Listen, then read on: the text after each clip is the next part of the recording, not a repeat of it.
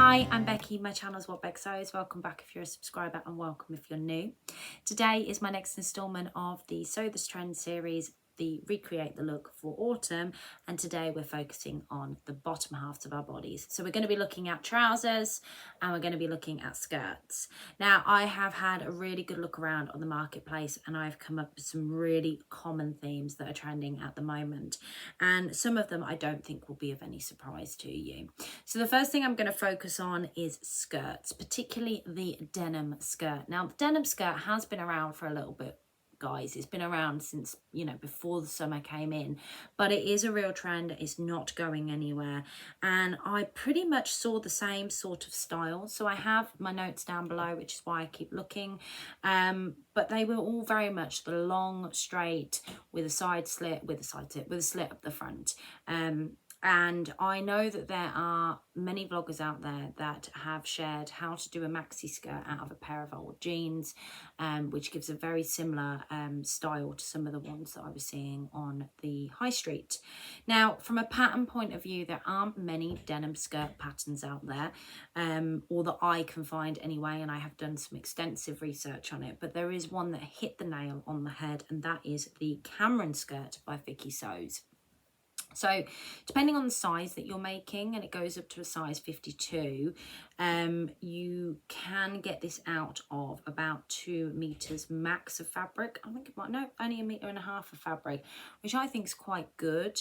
I did struggle to find the fabric recommendations to give you an idea of the weight of denim that you would need for this, but I'm assuming that'll be more in the packet detailing. So I will pop a picture in here of that particular pattern so you can have a look at it.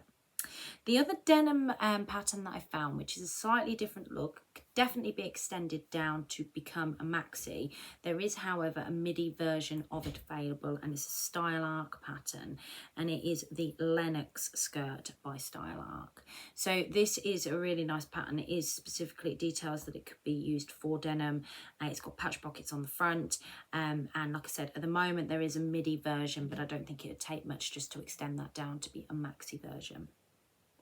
So that one is more of a medium level. It doesn't say that it's completely challenging. So I'd probably say if you've got a little bit of experience behind you, that one might be suitable as well. Maybe a little bit less complicated than the Vicki Sews one. So I've only got 2 really to share with you in that particular area. So apologies, I haven't found more. But if you know of any, keep popping your recommendations down below, because I am picking them all up and they will come in handy. And other people can read them in the comments box. So that was the first trend that I saw. But we continue with skirts, because there was 2 other kinds of skirts that were particularly trending. The other one is a maxi skirt. So the maxi skirt in general seems to be trending this year. Now I will pop some images of the maxi skirts that I found out there. Now they came in varying fabrics. So there were your typical jersey fabric sort of skirts, but then there were also your knit skirts that were part of co-ord sets. So you had like a knit jumper with a knit skirt, and they were all made of the same sort of cozy fabrics. But then I did also see a couple of sort of maxi skirts that were just sort of jogger style fabric as well, so your sweatshirting fabric. Also saw some sort of more like leather pleather type fabrics. So there was a bit of a range of fabrics out there at the moment that they were using, but they were all very similar, and I thought just to recreate some of those looks, I've come up with a few different patterns for you, and I feel that some of them do very much look like some of the ones that I saw on the marketplace. Now maxi skirts, when they are just A-line maxi skirts or just straight maxi skirts, are actually quite easy to self-draft with your measurements. You're doing it with knit fabric, you can pop an elasticated channel in. It is quite a simple thing to do, and there are loads of vlogs out there that show you how to do that. So if you don't want to buy a pattern, or you feel that you don't need to, that is always an option. And you'll see from the first pattern I'm going to share with you, which is another style arc pattern. This pattern is a really simple skirt. It's the Northcote knit skirt, and it just, you can see it's just kind of got like that A-line approach to it. and this can be made in cotton jersey or knit, so you can get that knit cord set. So you could add one of those many trends that you've seen to the top part of this, and then have that knit skirt, and you would be very much trending if you do something like that. But you could also use this as a simple sort of black jersey, for example, just so you can pair it with anything. Yes, I did just say a black jersey to you guys, so that is another option. The other skirt that I found that I thought was quite fitting, again, it's another knit skirt, but it's one of the big 4 patterns, and it is the Newlook Easy 6762, because it's a Newlook and it's one of the big 4s. These are cheaper to purchase, and again, it's one of their easy patterns, comes together quite quickly. Now, all of these seem to take between 2 to 2.5 meters of fabric, because it is a maxi skirt. They seem to be a little bit more hungry. Obviously you've got the length on there, but again, you've got options on this, you've got splits on this, you've got short version as well, so you know this pattern could be quite versatile for you in your pattern collection. But I thought that that was another great option for some of the knitted looks that I'd seen out there. So they were the 2 sort of knit that go with the knit patterns that I've seen. But then I also saw a lot of bias cut skirts. So these were like in a satin type fabric. There was some woven ones that I saw out on the marketplace as well. But again, these were popular last year, so these may be patterns that you've seen and heard of before, but I thought that they were sort of very fitting, bang on trend, and very much identical to what I saw out on the high street. So the first one is the Vicki Sews Sati skirt. Now again, this one is beautiful. This one would be lovely to wear out for dinner, but again, you could put a big oversized jumper on with it and style it up. The particular one that she's got modelled on the photo in here is in a gold satin, and it's just gorgeous. I love the way that it's dressed up but dressed down. It does say it can be quite difficult, but it also says it's suitable for beginners, which I found quite interesting. And again, for the bias cut skirts, for both of the ones that I've got to share with you, they are taking about 1.5 meters to 2 meters of fabric. So hopefully that'll give you some indication to the fabric usage, because I did get asked to give some of the fabric usage in the last vlog that I did. So the other one that I've got for you is a Tessutti patterns, and this is the Evie bias cut skirt. And again, they've gone for a model with metallic colours, but they've also paired it with a nice straightforward t-shirt, so it just gives you an idea of how you can style it. And I do think this is very chic. Again, it says that it's quite easy, you know, it's for beginners, so just remember when you've got that cut on the bias, you know, it can drop, so you might need to leave it to hang before you hem it. But I thought that this was another good option and pretty much bang on for recreating some of those trending looks at the moment. So that's all I had for skirts. Let's move on to trousers. So I have got 3 different styles of trousers that I came across that are very much everywhere at the moment. And the first one will be no surprise to you. It is, of course, the cargo pant. Now, I have seen the cargo pant around for a little while this year, but it's still very much in there. It's still very much in high street stores. Most of them are made out of either canvas fabrics. You've got a couple of twill fabrics in there, but I was also starting to see some sateen type fabrics as well, so they were more dressed up versions of cargo pants, some wide leg, some tapered leg, some cuffed. So there was a bit of variation with a lot of the cargo pants that I saw out there. So I have gone and had a look. I've found a couple of different style arc patterns that cover cargo pants. The first one is the Delta cargo pants, and these are sort of more of a tapered leg, or a boot cut leg, I would describe it as. But you've got the patch pockets down the front. It's recommended for sort of a medium intermediate type level, and it does look quite literally very basic for a cargo pant, but I thought this was a good option for you. The second one that I found, which again was a style arc pattern, and it was the Kerry cargo pant, and I really like the look of these. You get them in 2 different lengths, but you've got the patch pockets on the back and the pockets on the side, and again, it's got that more tapered look, but actually it looks like it doesn't taper in as much, but I just thought that was a really, really nice cargo pant as well. So the other cargo pants that I found were a Mimi G pattern.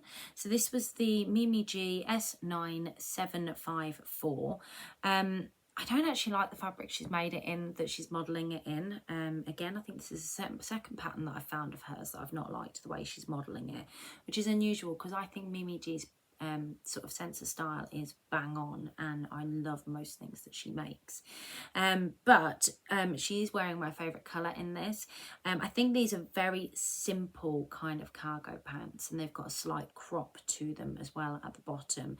And I just wanted to give you, you know, a sort of big four pattern as well. Now again, with all the cargo pants, I was finding that a lot of these came up at about 2.5 meters requirements for fabric, and like I said, there was lots of different fabric types out on the marketplace, but most of these patterns covered those fabric types off that you can make these in as well. So you've got your twills, your canvas, your cotton canvas, you've got your drill, you've got sort of satin and viscose type fabrics for lighter weight, but obviously going into autumn, so you'll probably want a more sturdy weight. So there was a couple of different options there. Now the other pattern that I found links into the same for the next one that I'm going to share with you, but it's the Newlook 6005, and there is a version at the bottom of here that is cargo, and these have got sort of the drawn in bottom, so the elasticated cuff, and one of them has like the ties on the side of them. I thought that that was quite good.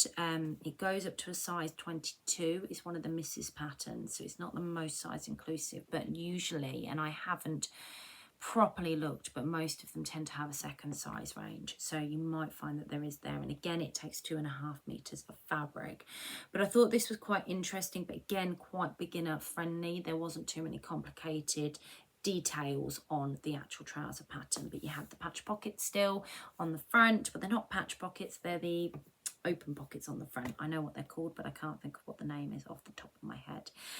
It does suggest that you could make this in a lightweight denim as well, which I thought was quite interesting.